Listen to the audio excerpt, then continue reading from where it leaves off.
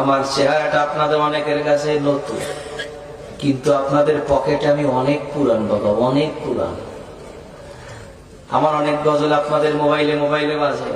আল্লাহ ও গো আল্লাহ ক্ষমা করে বিদায় বেলায় মোরে দিও গো দেখা, ডেকে লো রাসূলুল্লাহ